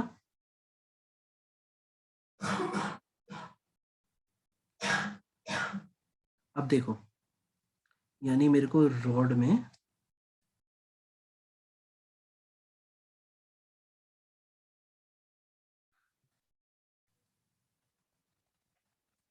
ये डीएफ निकल गया। अब मैं फिर इस बेटा के इसके कंपोनेंट करूंगा, एक तरफ आ जाएगा डीएफ साइन थीटा और एक तरफ आ जाएगा डीएफ कॉस थीटा, एंड आप देखोगे रिजल्ट पिछले बार की तरह आइडेंटिकल टाइप का आ जाएगा। मतलब जो हमने रॉड वाला केस किया था ना बेटा, बिल्कुल वैसा ही लगभग केस आ जाएगा, लगभग वैसा ही बेटा। जबकि अगर एग्जामिनेशन में एग्जामिनर में दया आएगी तो तुमको हमेशा रखेगा कि ये रॉड ऐसे ऐसे है और वो सेंटर जानबूझ के ओरिजिन पे लेगा और ऐसे बनाएगा। अब इससे क्या फायदा होता है, वो एक्स एक्सिस ऐसे बनाएगा और वाई एक्सिस ऐसे बनाएगा, क्वेश्चन ऐसे ही आएगा बेटा, देखना। उसका फायदा क्या होता है, हमेशा ये दोनों एंगल बराबर हो जाएंगे। उससे क्या होगा, तुम्हारा जो ये किसी भी जगह डीएफ बना है ना, डीएफ, इस डीएफ का और ये एंगल थीटा, तो डीएफ साइन थीटा इस तरफ सिमेट्री में इस वाले डीएफ साइन थीटा से कैंसिल हो जाता। तो टोटल ग्रेविटेशनल फील्ड इंटेंसिटी जब तुम निकालते या टोटल फोर्स तुम निकालते तो सिर्फ हमें डीएफ कॉस थीटा ही करना था। आपके एग्जामिनेशन में क्वेश्चन ऐसे आएगा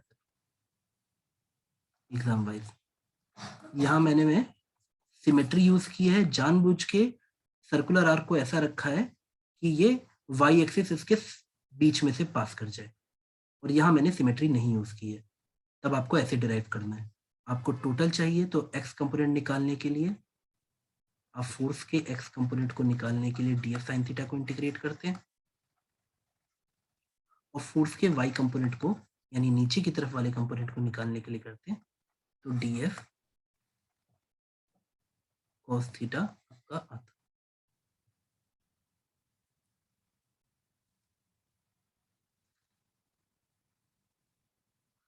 तो अगर आप इसमें डीएफ कॉस थीटा अपना इंटीग्रेशन डाल दें तो आपका फाइनल ई की वैल्यू में माइनस जे के अलॉन्ग आ जाएगी। याद रखना एग्जाम में तक ये तक क्वेश्चन आता है।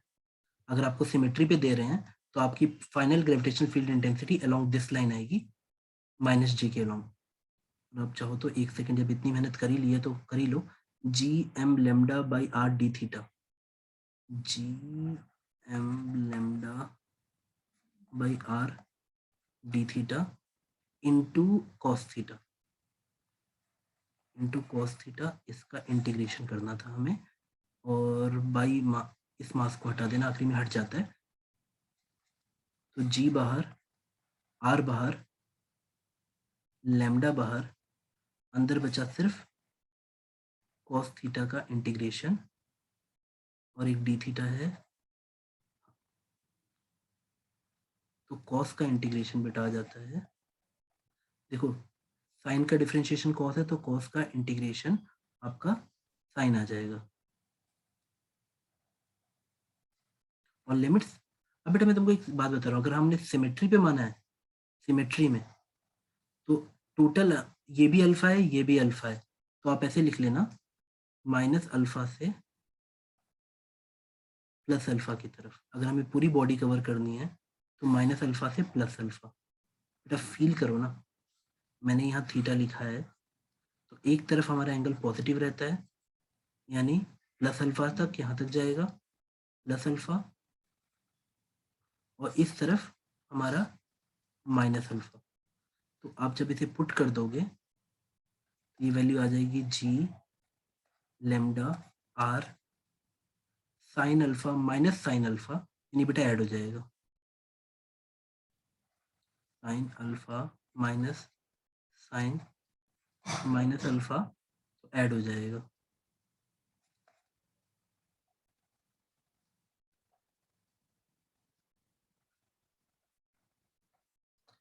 यानी आखिरी में समराइज बेटा जरूर कर लेना। सर ने इतना बोला है कि अगर मैं इसको 60 डिग्री दे रहा हूँ, 60 डिग्री, तो यहाँ अल्फा की जगह 30 पुट करना बच्चा। ये अल्फा है, ये अल्फा है, तो अगर ये 30 है और ये 30 है, तो जब तुम्हें वो देगा एंगल, तो वो सर्कुलर आर्क का एंगल देगा 60 डिग्री, तब तुम यहाँ 30 पुट करोगे और नीचे की तरफ तुम्हारा आंसर आएगा। अब ये तुम्हारे एग्जाम प्रोबेबल क्वेश्चन बन गया। ये क्वेश्चन तुम्हारे एग्जाम में डायरेक्ट आ सकता है। बेटा मैं क्लास क्लोज करता हूँ, आपके साथ लिंक शेयर कर दूंगा, आप नोट कर लेना, ठीक है।